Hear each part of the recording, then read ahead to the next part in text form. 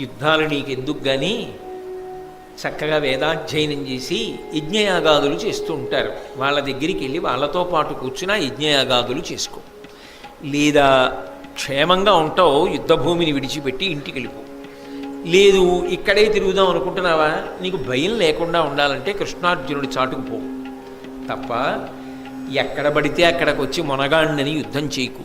చూసావా నీ ప్రారంధం ఎలా అయిందో అని తరిమి తరిమి విడిచిపెట్టాడు.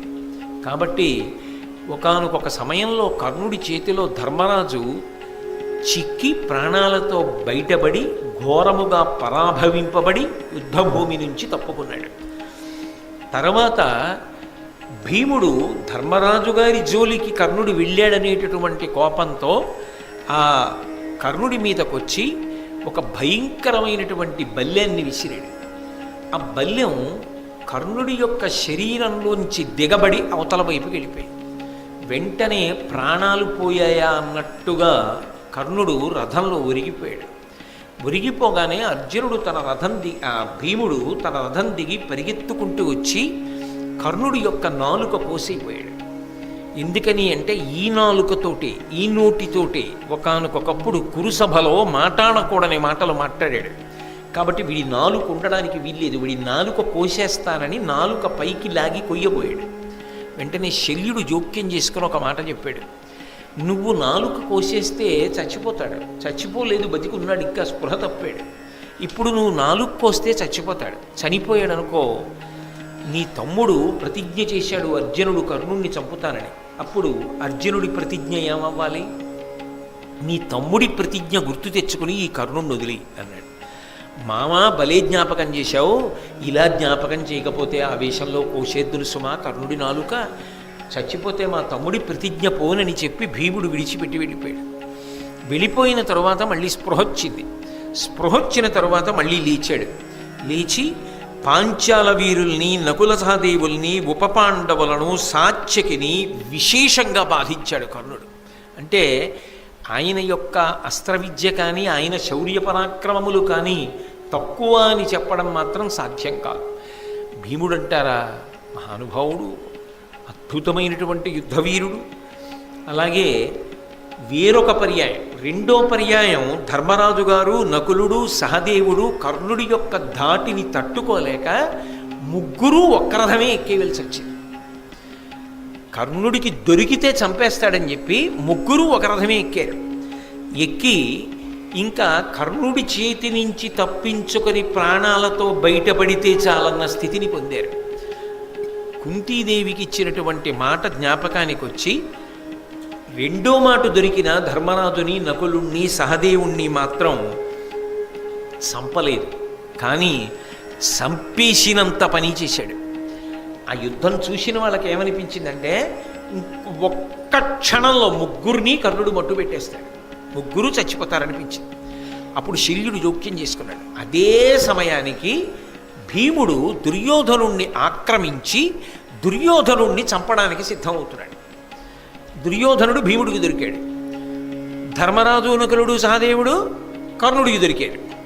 వెంటనే శల్యుడు తెలివితేటలుగా అన్నాడు, నువ్వు ఇక్కడ ధర్మరాజుని నకులుణ్ణి సహదేవుణ్ణి చంపేస్తావు, ఎవరి కోసం ఈ యుద్ధం?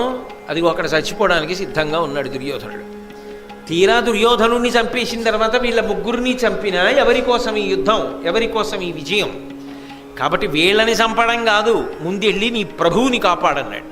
అనగానే వీళ్ళ ముగ్గురిని వదిలేశాడు. ఎటూ చంపడలేండి, వీళ్ళ ముగ్గురిని వదిలి మళ్ళీ భీముడి మీద యుద్ధం చేసి దుర్యోధనుణ్ణి విడిపించుకునేటటువంటి ప్రయత్నంలో వెళ్ళిపోయి ఆ దుర్యోధనుణ్ణి విడిపించుకున్నాడు. కర్ణుడు మధ్యందినటువంటి మార్తాండుడైపోయాడు. ఆ రోజు మధ్యాహ్న యుద్ధంలో అయిపోయి భార్గవాస్త్రాన్ని ప్రయోగించాడు, పరశురాముడిచ్చిన అస్త్రం. ఆ అస్త్రాన్ని ప్రయోగించడం వల్ల పాండవ సైన్యం అంతా కాకావికలైపోయింది. అయిపోయి అసలు యుద్ధభూమిలో నిలబడిన వారు లేరు, అందరూ వెన్నిచ్చి పారిపోతున్నారు. ఆ పారిపోతున్న సమయంలో ఈ గొప్ప ఘోషనంతటినీ కూడా కృష్ణార్జునులు గమనించారు. గమనించి ఈ సమయంలో మనం కూడా కర్ణుడి ముందుకు వెళ్ళడం మంచిది కాదు అర్జున, ఎందుచేత అంటే ఆయన దుర్నిరీక్షుడై ఉన్నాడు, చాలా ఉత్సాహంతో ఉన్నాడు.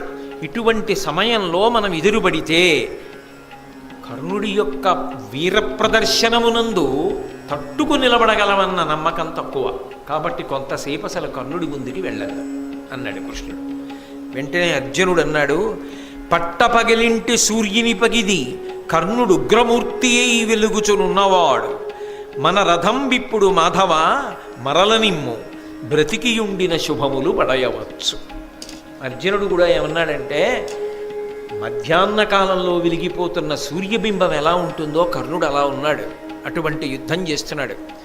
కృష్ణ, నా రథాన్ని కర్ణుడి రథం ముందు పెట్టకు, ఇప్పుడు కానీ యుద్ధానికి ఎడితే కర్ణుడు నన్ను చంపినా చంపుతాడు, కాబట్టి బ్రతికితే సుఖాలు పొందొచ్చు, రథాన్ని దూరంగా తీసుకుపో అన్నాడు. ఆ తర్వాత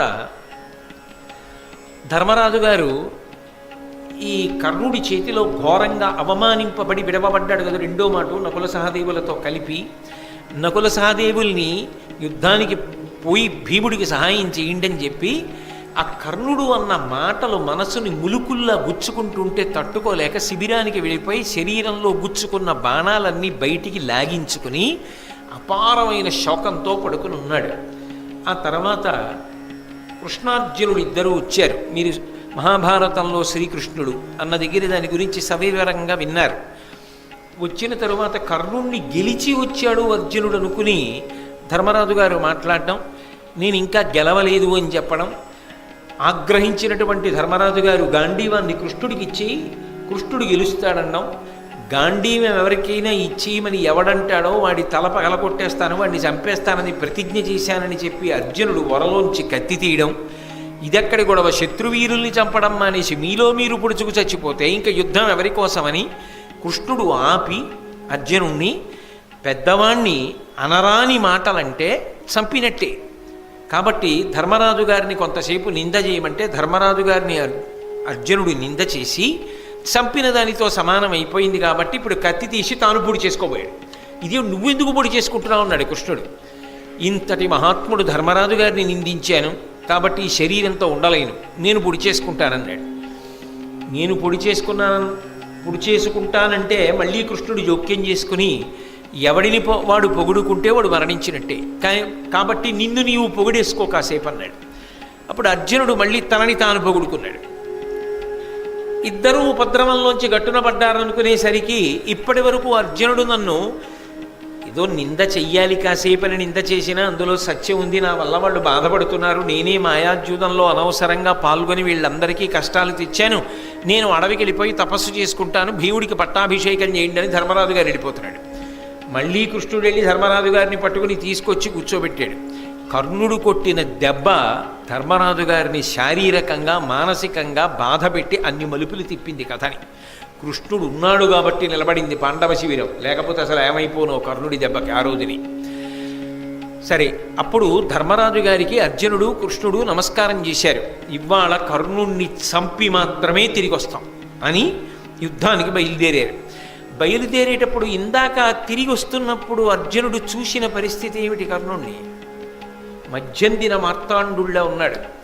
అదే పటాటోపంతో, అదే ఆటోపంతో, అదే శౌర్యంతో, అదే పరాక్రమంతో, అదే విజృంభణంతో ఉన్నాడు.